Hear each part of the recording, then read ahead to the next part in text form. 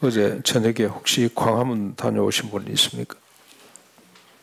20만 경찰 추산은 3만 4만 주최측 추산으로 20만 한쪽에는 25만 그러기도 하고, 근데 주최측이 아니고 언론이 그렇게 보도를 하는 거 보면 많이 모이긴 모인 것 같습니다.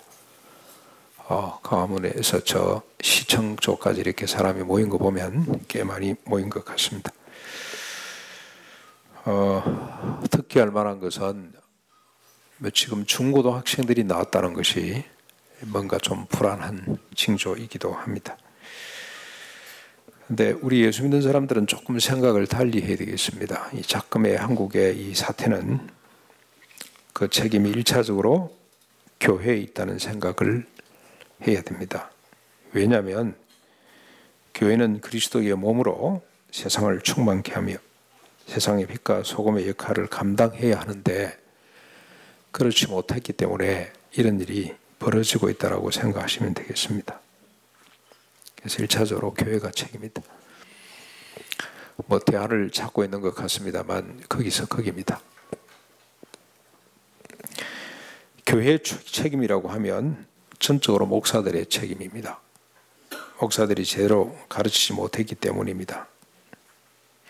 최순실 씨가 박 대통령 취임하기 전까지 이 교회 저 교회를 떠돌아 다녔습니다. 아버지는 영세교를 만들었지만 딸들은 그걸 이어갈 만한 자질이 못됐던 것 같습니다. 그래서 이 교회 저 교회를 떠돌았는데, 그 마지막 3년 동안은 우리 교단 강남에 있는 어느 교회에 등록을 해서 집사 직분을 받고 꽤 많은 헌금을 했다는 이야기를 들었습니다.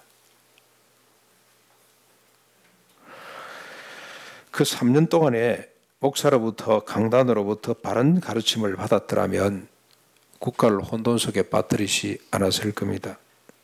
오히려 복되게 했을 겁니다. 교회와 하나님을 빛나게 했을 겁니다.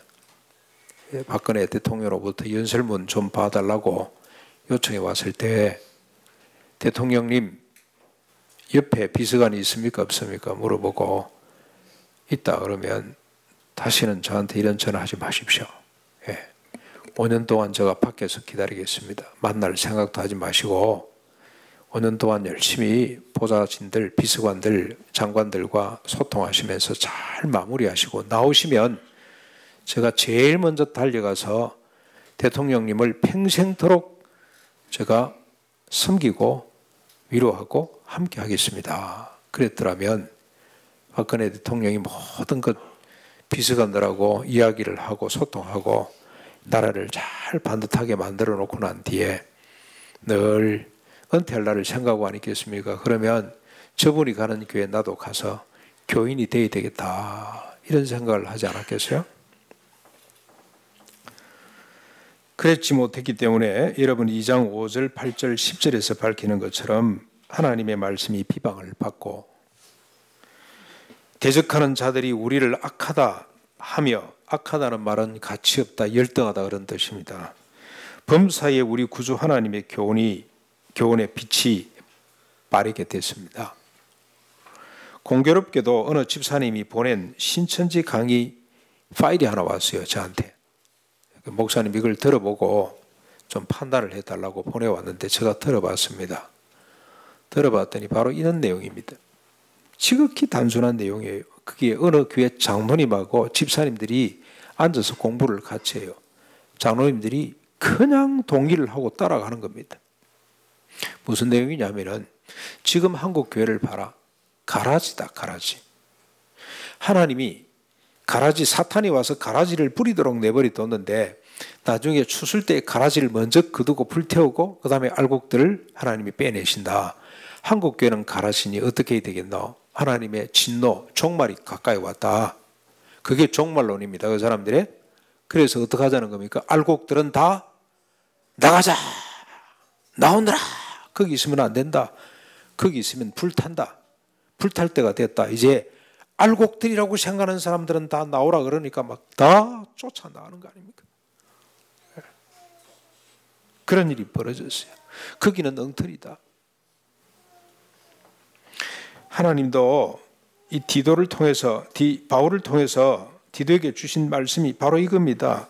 대적하는 자들로 하여금 악하다고 그렇게 한다 그랬어요. 범사에 우리 구주 하나님의 교훈이 빛을 발하게 된다고 경고를 했습니다. 목사가 제대로 가르치지 못하면, 성도가 제대로 배우지 못하면 한국 교회는 1장 16절에서 또 밝히고 있죠. 또 밝히고 있는 것처럼 어떤 일이 벌어집니까? 입으로는 하나님을 시인하고 있지만 행위로는 부인하는 가정한 자, 복종하지 아니하는 자, 모든 선한 일을 버리는 자가 될 수밖에 없다라고 경고하신 것처럼 되고 있습니다. 그래서 바울은 디도에게 바르게 가르치라고 계속 강조합니다. 여러분 디도서를 보면 바르게 가르치라 하는 말씀이 얼마나 반복되는지 모릅니다.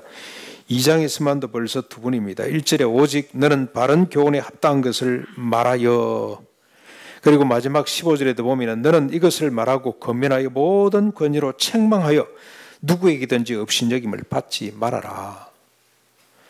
1장 9절을 보십시오. 바른 교훈으로 권면하고 거스러 말하는 자들을 책망하려 함이라. 감독을 세우는 목적입니다. 이유. 바른 교훈을 전하기 위해서, 거스러 말하는 자들을 책망하기 위해서 너가 곳곳에 장로들을, 감독자들을 세워라, 그런 뜻입니다. 1장 11절에 보면 그들의 입을 막아라. 그들이 누구냐면 이 헬라파, 할레파 유대인들을 말합니다. 율법으로 돌아가야 된다고 하는 사람들의 입을 막아라. 1장 13절에 그들을 엄히 꾸짖으라. 이 그들은 누구냐면은 그레데 세속주의자들을 말합니다. 그들은 거짓말쟁이고 짐승 같고 배만 위하는 삶의 자세를 가진 사람들, 세속 욕망대로 살아가는 사람들, 그 사람들의 입을 막으라 그랬습니다. 엄히 꾸짖으라.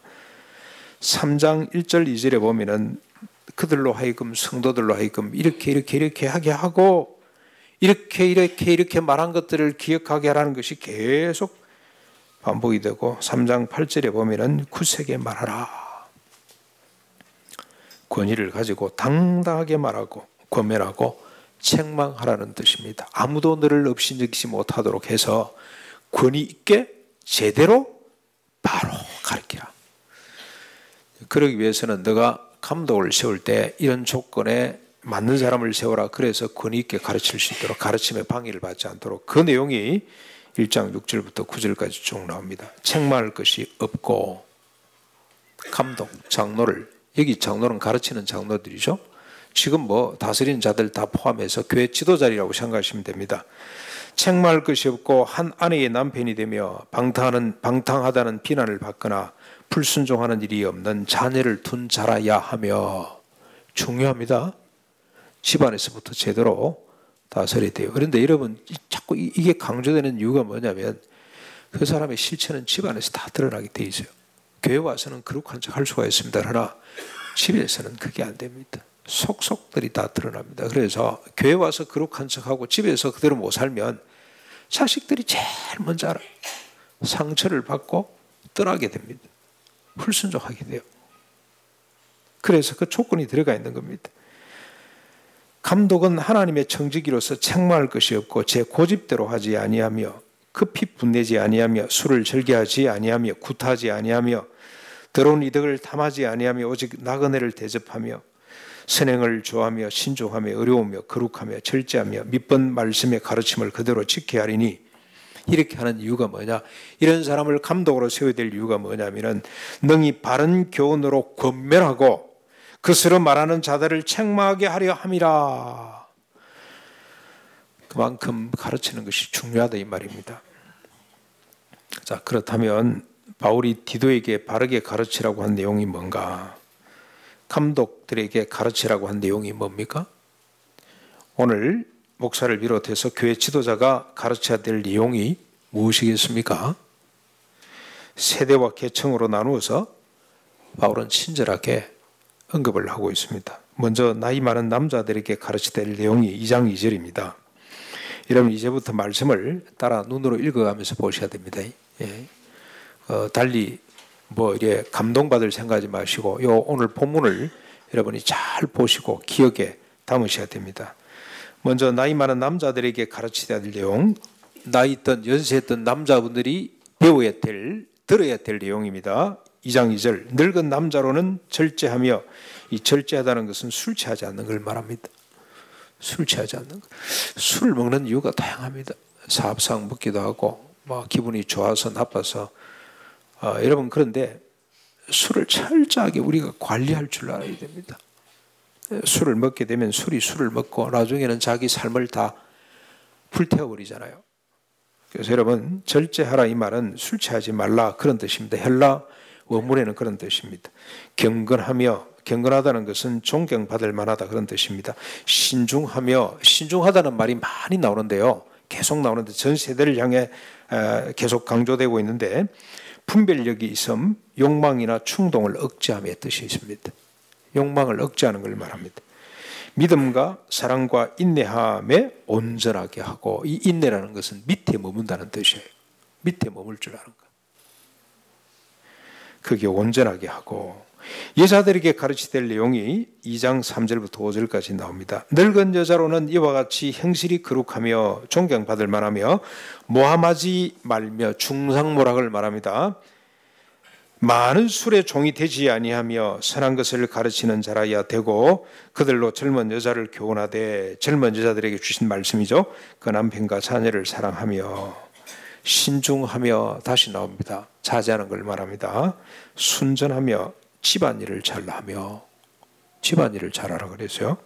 선하며 자기 남편에게 복종하게 하라. 젊은 여성들에게 가르쳐야 될 내용입니다. 젊은 여성들이 꼭 가슴에 간직해야 될 내용들입니다. 배워야 될 내용들이죠. 젊은 남자들에게 가르치는 내용이 2장 6절로 8절까지 나옵니다. 너는 이와 같이 젊은 남자들을 신중하도록 권면하되, 신중이 또 나오죠. 절제하는 걸 말합니다. 자제하는 것, 욕망을 절제하는 것, 억제하는 것을 말합니다. 범사에 내 자신이 선한 일에 본을 보이며 교훈에 부패하지 아니함과 단정함과 책망할 것이 없는 바른 말을 하도록 해라. 2장 9절에 보면 종들에게 가르칠 내용들이 나옵니다. 종들은 지금으로 치면 직장인들이라고 보시면 되겠죠. 종들은 자기 상전들에게 범사에 순종하며 기쁘게 하고, 거슬러 말하지 말며 훔치지 말고 오히려 모든 참된 신실성을 나타내게 하라. 3장 1절로 2절까지 보면 모든 세대입니다. 모든 계층의 사람들에게 가르칠 내용입니다. 너는 그들로 하여금 통치자들과 권세 잡은 자들에게 복종하며, 여기 통치자, 권세 잡은 자들의 조건이 하나 있습니다. 하나님이 내신 정당한 권세를 가진 사람.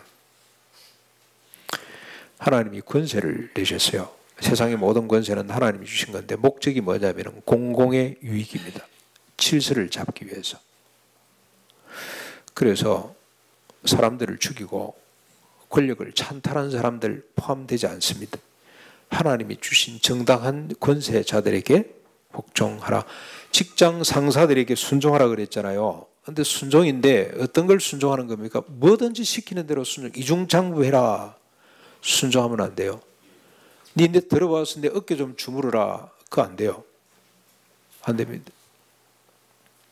그런 건 아니요. 그게 신실한 겁니다. 그게 정직한 걸 말합니다. 바른 말을 하는 겁니다. 그게. 그런 거는 안 됩니다. 그러나 공공의 유익을 위해서 하나님의 세운 질서에 복종하며 순종하며 모든 선한 일을 행하기를 준비하게 하며 아무도 비방하지 말며, 이 비방은 중상모략하는 걸 말해요. 우리가 정당한 어디 항의를 하거나 제안을 하거나 그거 말하는 거 아니고, 뒤에 앉아서 우리 속된 말로 뒷담화 까는 거 있잖아요. 그건 안 됩니다. 다투지 말며 관용하며 범사의 온유함을 모든 사람에게 나타낼 것을 기억하라. 그런데 여러분, 왜 그러면은 권력자들과 상전들에 대한 내용이 없냐? 왜 이건 빠졌지라고 생각할 수가 있습니다. 아마도 디도가 남겨진 그레데 교회는, 그레데 지역은 권력을 가진 사람이나 뛰어난 상전들이 별로, 권력 있는 상전들이 별로 없었더라고 이렇게 보시면 됩니다. 조그마한 서민 지역이잖아요. 만약에 그들이 있었다면 디도에게 이런 말을 첨가했을 겁니다. 상전들아, 왕들아, 너희들도 이와 같이 종들에게, 백성에게 공갈을 그치라. 너희의 상전 왕이 하늘에 계시고 그에게는 사람을 외모로 취하는 일이 없는 줄을 너희가 알미라 하는 말씀이 반드시 첨가됐을 겁니다. 이게 에베소서 6장 9절에 나오는 말씀이잖아요. 아무튼 오늘 교회 목사가, 지도자들이 가르쳐야 될 내용, 오늘 성도들이 배우고 지켜야 될 내용들이 뭡니까?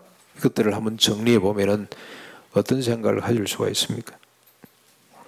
우선은 여러분 단순 명료합니다. 구약과 비교해 보면 일단 양적으로 너무 적습니다.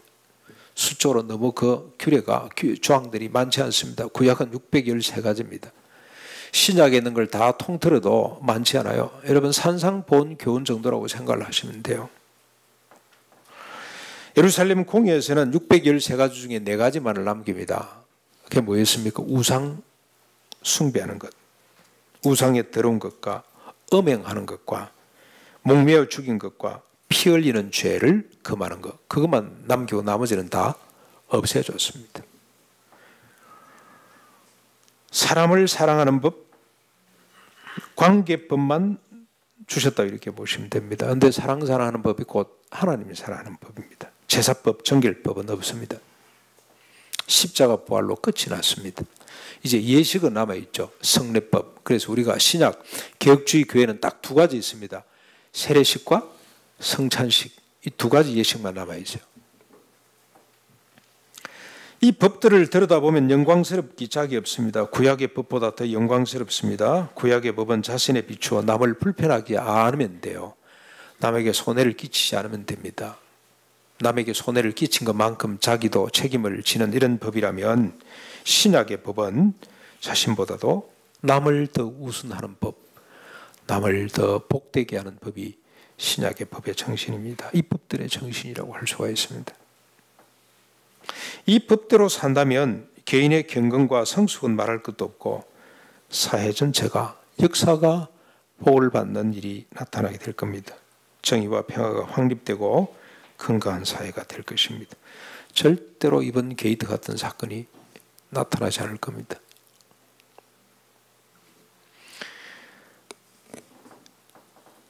그래서 5절, 7절, 10절에 밝혔듯이 하나님의 말씀이 비방을 받지 않을 것이며 대적하는 자들로 하여금 부끄러워 우리를 무능하다 말하지 않을 것이며 범사의 우리 구주 하나님의 교훈이 빛나게 될 것이다. 박 대통령이 저 사람의 저 마음은, 저 겸손하고 자기 희생적인 저 마음은, 대부분의 사람들은 자기에게 뭔가 좀 도움을 주고 난 뒤에 더 큰 걸 바라고 더 큰 걸 요구하는데 저 사람은 어떻게 저렇게 순수하게 나를 왜 이렇게 헌신한 사람이 아무것도 요구하지 않지. 아, 저게 믿음이구나.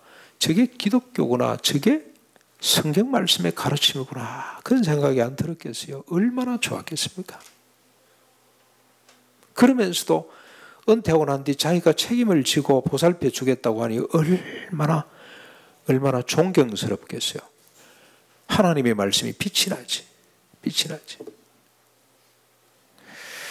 그럼에도 불구하고 우리는 이 말씀 앞에 부담스럽습니다. 그게 그렇게 쉽냐 하는 생각이 들고 또 율법이냐, 이게 율법이 아니냐 하는 생각 때문에 짜증이 날 수도 있습니다. 젊은 여자들한테 요구된 우리가 가르쳐야 될 내용, 배워야 될 내용이 뭡니까? 집안일을 잘하며, 그래 돈 많이 벌어줘봐라, 내가 집안일 잘할게. 지금 말이야 얼마나 힘든데 집안일 뭐 똑같이 나눠야지, 와 우리만 이렇게 하라 그러냐 하는 생각이 여러분 살짝 올라오시죠. 젊은 여성분들, 그렇지 않습니까? 또 젊은 남자들 집에 가가지고 집안일 잘하라 그랬지 하고 또 이렇게 하면은, 저도 한 번씩 농담으로 우리 집사람한테 나 장가 한번 더 가게 되면 집안일 잘하는 사람한테 갈란다 이런 말을 한번 했어요. 집안 청소 때문에 싸우는 부부들 많잖아요. 근데 여기 뭐 이렇게 하라 그랬는데 이 말씀 듣고 하면 이건 옛날 이야기지. 지금은 맞벌이 시대인데 뭐 남자들도 같이 해야지. 여러분 이걸 해석을 잘 하시길 바랍니다. 그러나 아무리 해석을 잘해도 이 말씀을 넘어설 수는 없어요. 이런 구절들을 가만히 보면은 말에 실수가 없도록 하고 더 이상 자기 욕망대로 살지 말고 다른 사람의 유익을 위해 살고 그러면 여러분 이건 부담이 돼요. 짜증이 납니다. 피곤해집니다. 율법주의 같습니다. 신율법주의로 가는 것 같다는 생각이 듭니다. 그런데 만약에 바울의 다음의 말들이 없었더라면 이런 생각이 들어도 할 말이 없었을 겁니다. 또 하나 율법이 됩니다. 우리를 부담스럽고 짜증스럽게 할 수준이 아니라 우리를 망하게 하는 율법이 되었을 겁니다. 그러나 다음 말들 때문에 이 가르침들은 우리의 소망이 되며 우리의 환희가 됩니다. 먼저 오늘 본문을 한번 보십시오. 그래서 오늘 본문이 중요합니다. 2장 11절부터 14절까지 눈으로 잘 우리 같이 한번 읽어보겠습니다. 모든 사람에게 구원을 주시는 하나님의 은혜가 나타나 우리를 양육하시되, 양육한다는 말은 훈련하고 가르친다는 뜻입니다. 경건하지 않은 것과 이 세상 정욕, 욕망을 다 버리고 부인하고 신중함과 분별하는 거죠. 의로움과 경건함과, 이 경건함은 헌신함을 말합니다. 경건함으로 이 세상을 살고 복스러운 소망과 우리의 크신 하나님 구주 예수 그리스도의 영광이 나타나심을 기다리게 하셨으니 그가 우리를 대신하여 자신을 주심은 모든 불법에서 우리를 속량하시고 우리를 깨끗하게 하사 선한 일을 열심히 하는 자기 백성이 되게 하려 하심이라. 모든 사람에게 구원을 주시는 하나님의 은혜, 이 은혜가 뭐겠습니까? 예수 그리스도의 십자가 부활이 우리를 속량하시고, 속량한다는 뜻은 여러분 잘 아시잖아요. 값을 주고 사내시고 우리를 깨끗하게 하사.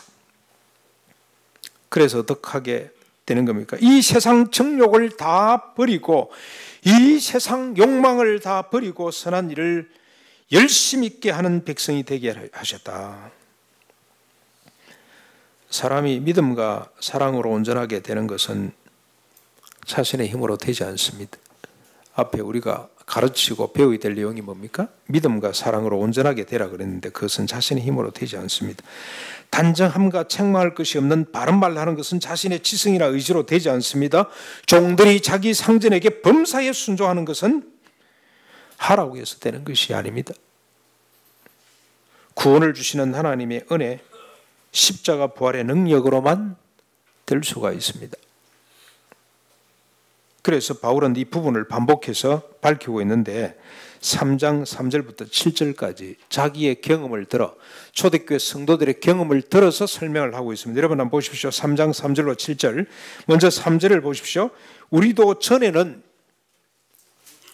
언제입니까? 예수 그리스도를 만나기 전에는, 하나님이 속량해 주시기 전에는, 예수 그리스도의 십자가 부활을 믿기 전에는 어떤 사람이었습니까? 어리석은 자요, 순종하지 아니한 자요, 속한 자요, 여러 가지 정욕과 행락에 종노릇한 자요, 악독과 투기를 일삼은 자요, 가정스러운 자요, 피차 미워한 자였으나, 바울이 그렇게 멋있게 살아 보여도 이 범죄에서 벗어나지를 못했어요. 이런 사람이었습니다. 예수 그리스도를 믿기 전에는, 십자가 부활의 능력을 경험하기 전에는 이런 사람이었어요.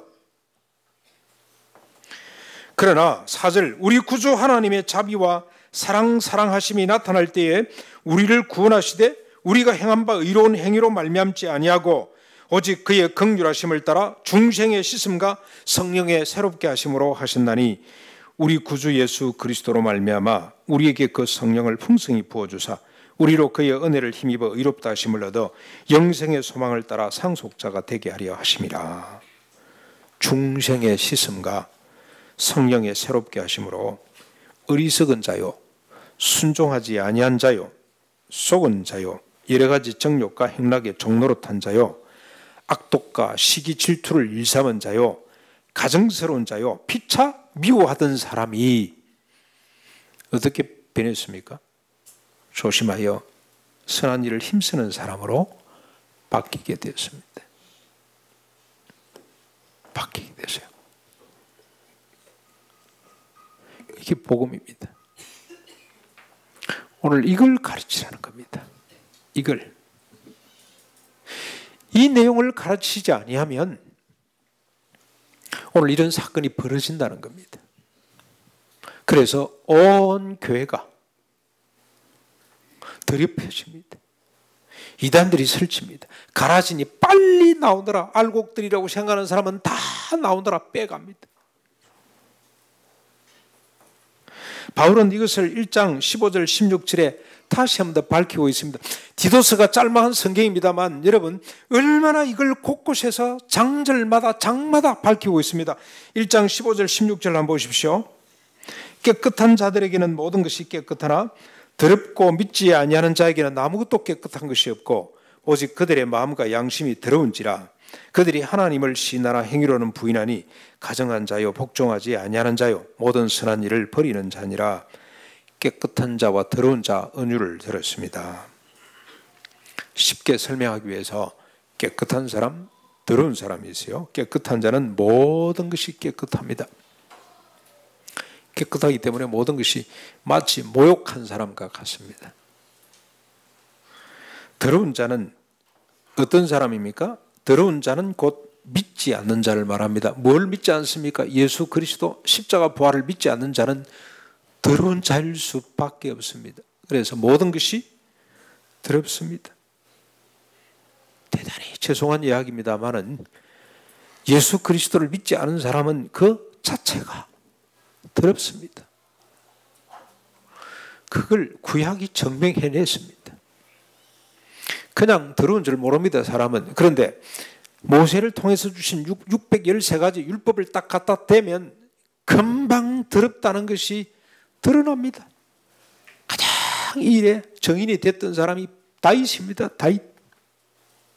구약이 우리에게 이야기해 주려고 하는 핵심 내용이 인간이 얼마나 더러우냐, 얼마나 이기적이고 얼마나 자기중심적이고 얼마나 시기 질투가 많은가 하는 걸 확인히 보여주는 것이 구약의 역할입니다. 613가지 법이 우리에게 주시는 축복이 우리가 얼마나 더럽다는 것을 밝히는 거 거기에 있습니다. 그런데 스스로 깨끗해질 자가 없습니다. 오직 예수 그리스도 십자가 부활로 인하여 깨끗하게 됩니다.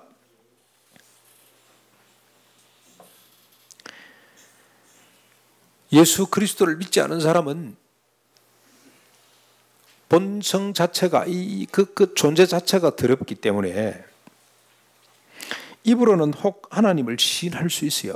하나님을 믿는다고 할 수는 있습니다. 그러나 행위가 따라가질 않는 겁니다. 삶으로 살아낼 수가 없습니다. 가정하고 복종하지 아니하고 모든 선한 일을 버리게 됩니다. 근데 깨끗한 자는 모든 것이 깨끗합니다. 그런데 여러분 문제가 하나 있습니다.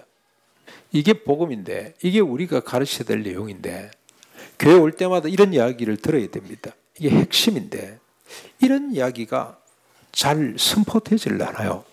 우리가 예수 그리스도를 믿음으로 말미암아 우리가 깨끗해졌다 하는 사실을 이야기를 잘 안 해요. 정말 죄송한 이야기입니다만 우리 공동 기도하시는 분들이 있잖아요.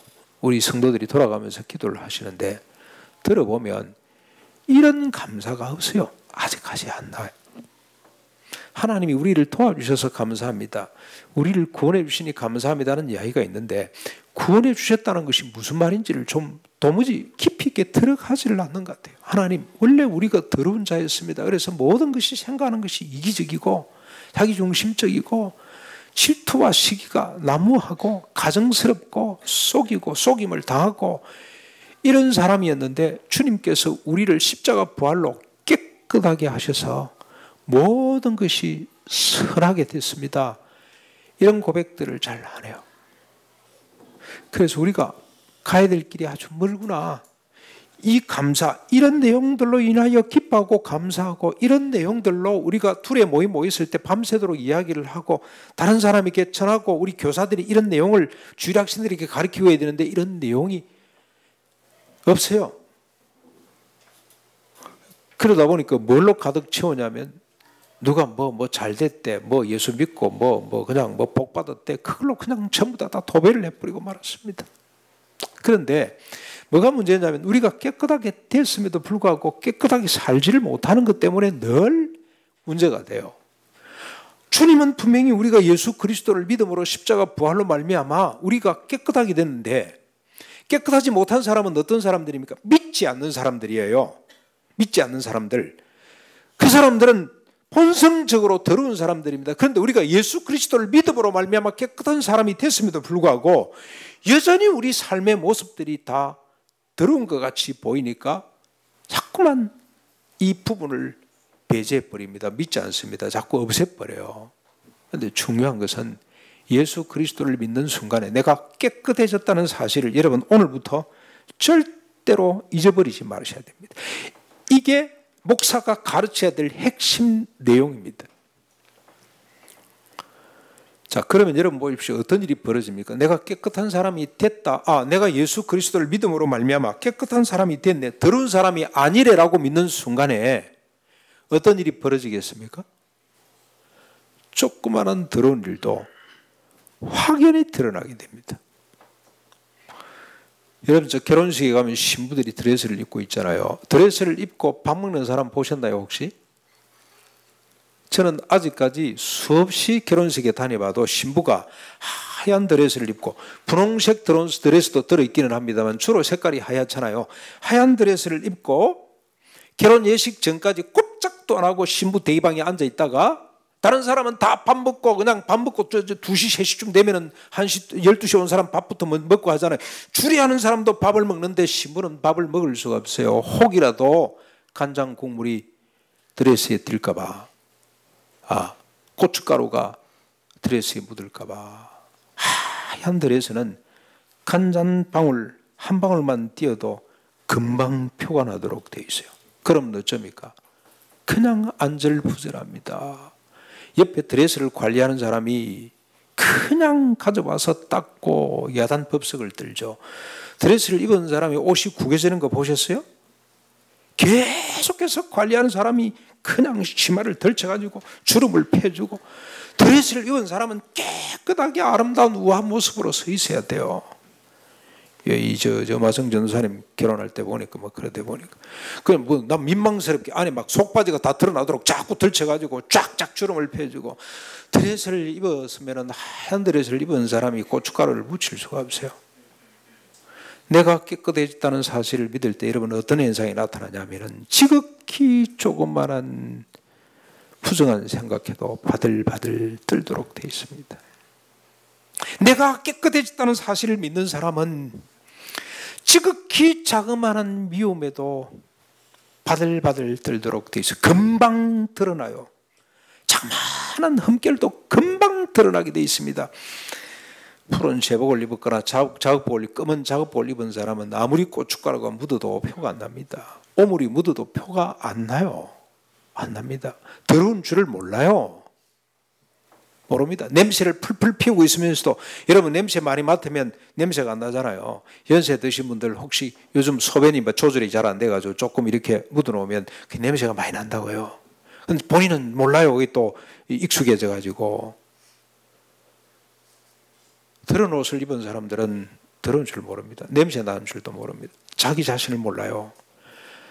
깨끗한 옷을 입은 사람은 조그마한 흠결에도 금방 표가 납니다. 견딜 수가 없습니다. 더러운 사람은 음란한 짓을 해도 그게 더럽다는 걸 모릅니다. 사람이 다 그렇지만 그러고 넘어갑니다. 그러나 깨끗한 사람들은 조그마한 음란한 생각에도 바들바들 떨도록 되어 있습니다. 주님, 내가 더러워졌습니다. 그러고 뭐합니까? 아이고 나는 드레스가 맞지 않습니다. 훌레덩 벗어버리는 것이 아니고 이놈을 들고 주님 앞에 갑니다. 주님, 제가 더럽혀졌습니다. 그러면 주님이 어떻게 하시나요? 아이고 그랬네. 이리 오너라. 내 피로 다시 청결케 되거라. 깨끗이 주님이 단 한 번에 흘리신 피지만은 영원히 우리의 모든 더러운 결점을 깨끗이 씻어 정결한 신부로 딱 세워주시면서 그래 영광스럽게 서라. 그게 하나님의 은혜입니다.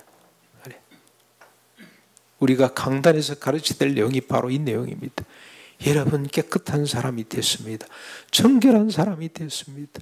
여러분이 그렇게 된 것이 아니고 예수 그리스도의 은혜, 십자가 부활이 여러분을 정결케 만들었습니다. 이제 우리는 깨끗한 사람으로 모든 선한 일을 위해 예비된 사람들입니다 하는 사실을 계속 가르치라 이 말입니다.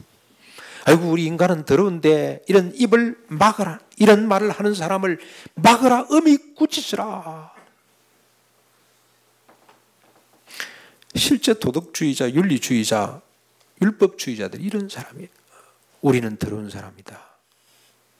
그래서 또 하나님 앞에 가서 또 용서를 구하고 더럽게 또 살고, 그거 아닙니다. 오늘 교회가 책임을 지어야 할 부분이 바로 이 부분입니다. 목사가 권위를 갖고 굳세게 말해야 될 부분이 바로 이 부분입니다. 그래서 바울은 3장 8절에 이렇게 말합니다. 이 말이 미쁘도다. 조금 전에 우리가 했던 이 말이 미쁘도다, 믿을 만하다 그런 뜻이죠. 원하건대 너는 이 여러 것에 대하여 굳세게 말하라. 이는 하나님이 믿는 자들로 하여금 조심하여 선한 일을 힘쓰게 하려 함이라. 이것은 아름다우며 사람들에게 유익하니라. 이 내용이 아름다움이야, 아름다움. 이렇게 우리가 이야기를 해야만이 하나님의 사람으로 조심하여 선한 일에 힘쓰는 사람이 될 수가 있습니다. 이 말이 아름답다, 이렇게 사는 것이 아름답다, 아름답다는 뜻은 여러분 여기 충족하다, 충만하다, 탁월하다 그런 뜻입니다. 그리고 이것이 결국 사람들을 유익하게 만든다. 이 세상 사람들을 복되게 만든다. 오늘 이 게이트에 연루된 사람들 중에 예수 믿는 사람이 얼마나 많겠어요? 얼마나 많겠어요? 아무리 이 사람들 항의하고 감옥에 집어넣어도 이렇게 깨끗해지지 않으면 아무 소용없습니다. 그런데 만약에 박근혜 대통령 주변에 이런 사람들, 예수 믿는, 제대로 믿는 사람들이 있었더라면 대통령님 이건 아닌 것 같습니다. 이렇게 하면 안 됩니다. 이건 불법입니다. 아니면 최순실 씨 같은 사람 불러가지고 너 이러면 안 돼. 한 번 더 그러면 내가 너를 체포하겠어. 그럼 그 사람이 기고만장해져 가지고 자르겠죠. 잘려 나오는 겁니다. 또 다음 사람 비서실장 시켜놨더니 이 사람이 또 잘려나요. 그럼 세상의 세관의 언론들이 이상하다. 왜 자꾸 잘라내지? 아하, 알고 봤더니 이것 때문에 잘리는구나. 그때 이분들이 기자회견을 해서 우리가 최선을 다하지 못해서 죄송합니다.